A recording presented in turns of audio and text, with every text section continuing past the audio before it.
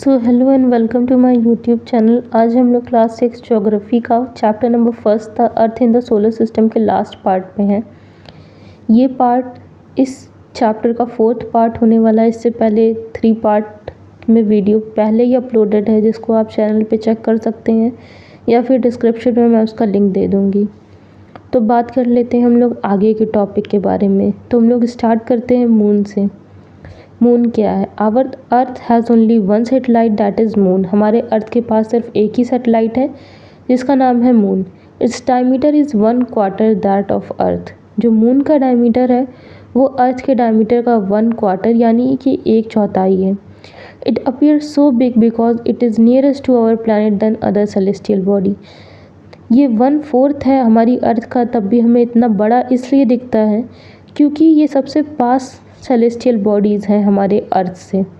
मतलब कि मून हमारे अर्थ से सबसे नियरेस्ट सेलेस्टियल बॉडीज़ हैं। अर्थ की और मून की डिस्टेंस है 3,84,400 किलोमीटर।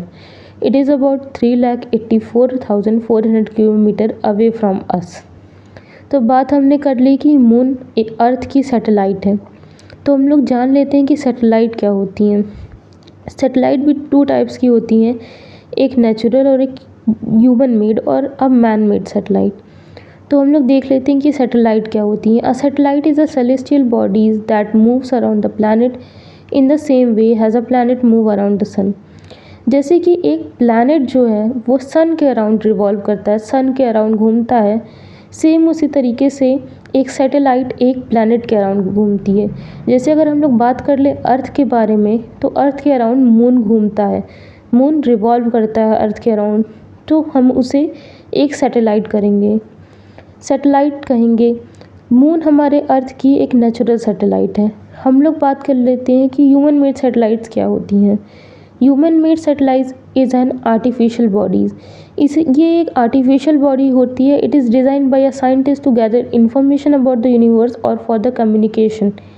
ये साइंटिस्ट द्वारा बनाई गई एक ऐसी बॉडी होती हैं जिससे कि इंफॉर्मेशन ली जा सके यूनिवर्स के बारे में या फिर कम्युनिकेशन पर्पज़ के लिए इसे यूज़ कर सकें। It is carried by the rocket and placed in the orbit. ये एक रॉकेट से कैरिड की जाती हैं और ऑर्बिट में प्लेस कर दी जाती हैं अर्थ के अराउंड। अगर कुछ हम ह्यूमन मेड इंडियन सैटेलाइट की बात करें तो हमारे बुक में एग्जांपल दिया गया है इनसैट, IRS एंड यूडोसैट के बारे में। ये सब मैन मेड सैटेलाइट हैं, ह्यूमन मेड सैटेलाइट हैं जो कि साइंटिस्ट बनाते हैं। वहीं अगर हम लोग मून की बात करें तो ये एक नेचुरल सैटेलाइट्स है जो कि हमारे अर्थ के अराउंड में रिवॉल्व करती है। अगर बात कर ले हम लोग मून की, तो मून 27 डेज़ लेता है अर्थ के अराउंड रिवॉल्व करने के लिए। सेम उतना ही टाइम ये रोटेशन करने के लिए भी लेता है, सेम उतना ही टाइम ये रेवोल्यूशन करने के लिए यानी कि अपनी प्लेस पे स्पिन करने के लिए भी लेता है। The moon moves around the earth in about 27 days. तो अबाउट 27 डेज़ में जो मून है वो अपना एक रेवोल्यूशन अर्थ के अराउंड कंप्लीट करता है।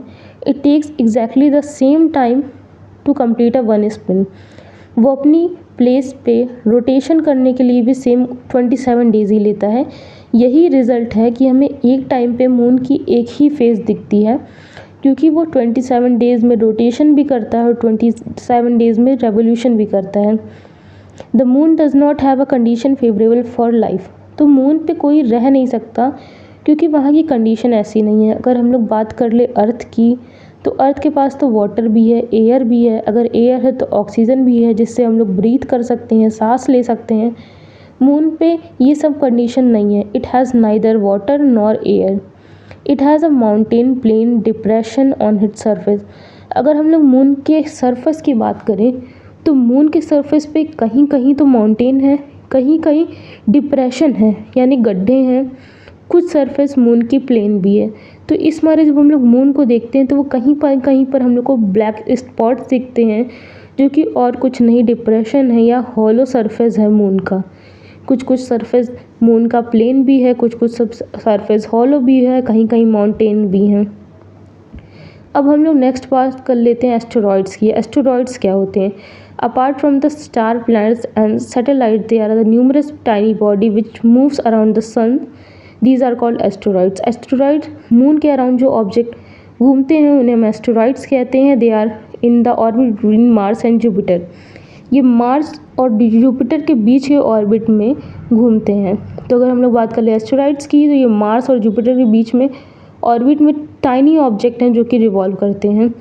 बात हम लोग नेक्स्ट कर ले मीटेरॉइड्स क्या होते हैं। The small piece of rock which move around the suns are called meteoroids. कुछ स्मॉल पीसेस रॉक के स्मॉल पीसेस जो कि सन के अराउंड में रिवॉल्व करते हैं, उन्हें हम लोग मीटेरॉइड्स कहते हैं। Some time these meteoroids come near the earth and tend to drop. कभी कभी ऐसा भी होता है कि मीटेरॉइड्स अर्थ के पास आते हैं और गिर जाते हैं। During this process due to friction due to which they get heated up and burn. कभी कभार फ्रिक्शन की वजह से ये सरफेस पे आते हैं, हीट क्रिएट करते हैं फ्रिक्शन की वजह से और जल जाते हैं। इट कॉज अ फ्लैश और अ लाइट। क्योंकि ये जल जाते हैं जिसकी वजह से ये एक फ्लैश ऑफ लाइट क्रिएट करते हैं। Some time a meteoroids without being completely burn falls on the earth and creates a hollow. कभी कभी मीटेरॉइड्स पूरी तरीके से जल नहीं पाते और कुछ ही जल पाते हैं और ये अर्थ के सरफेस पे गिर जाते हैं, जिसकी वजह से ये कभी कभी हॉलो वहाँ पर गड्ढा क्रिएट करते हैं, जिसे हम लोग हॉलो कहते हैं, वो क्रिएट कर लेते हैं। तो मीटेरॉइड्स स्मॉल रॉक्स हैं जो कि सन के अराउंड में घूमते हैं। नेक्स्ट हम लोग बात करें, सोलर सिस्टम एक पार्ट है मिल्की वे गैलेक्सी का। अगर हम लोग को पूछा जाए कि हमारा सोलर सिस्टम किस गैलेक्सी में है, तो वो मिल्की वे गैलेक्सी है। It is a cluster of million of stars. Milky Way galaxy एक मिलियंस ऑफ स्टार का क्लस्टर्स है। In the ancient India it was imagine to be the river of flowing in the sky that it is named as Akashganga. पुराने समय में India में ये भी माना जाता था कि आकाश में एक गंगा बह रही है, एक नदी बह रही है, जिसकी वजह से इसका नाम आकाशगंगा रखा गया। A galaxy is a huge system of million of stars of such star and clouds and dust। तो गैलेक्सी होता क्या है, एक क्लस्टर्स होता है मिलियन ऑफ स्टार्स का, जहाँ पर बहुत ढेर सारे मिलियंस ऑफ स्टार्स रहते हैं, क्लाउड्स रहते हैं, डस्ट रहती हैं और ढेर सारी गैसेज रहती हैं।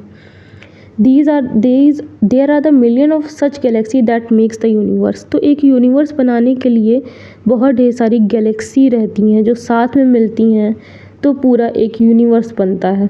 अगर हम लोग से पूछा जाए, हम लोग मिल्की वे में रहते हैं, मिल्की वे गैलेक्सी में। मिल्की वे गैलेक्सी को आकाशगंगा भी कहा जाता है। बहुत ढेर सारी ऐसी गैलेक्सी जब मिल जाती हैं तो हम लोग उसे यूनिवर्स कह देते हैं। नेक्स्ट स्लाइड में हम लोग इसको देख लेते हैं और अच्छे से। तो अगर हम लोग यहाँ देखें तो हम लोग को सबसे पहले एक यूनिवर्स दिख रहा है। यूनिवर्स के अंदर ढेर सारी गैलेक्सी हैं, जिसमें से हम लोग की एक गैलेक्सी है जिसको हम लोग मिल्की वे गैलेक्सी या फिर आकाशगंगा कहते हैं। आकाशगंगा के अंदर एक सोलर सिस्टम है और जिसके अंदर पे एक अर्थ है। तो ये पूरा सिस्टम है कि कैसे एक universe, milky way, then solar system and then earth आता है। So that's it for today. और ये पूरा चैप्टर कंप्लीट हो गया है। Thanks for watching. See you in the next one. Bye bye.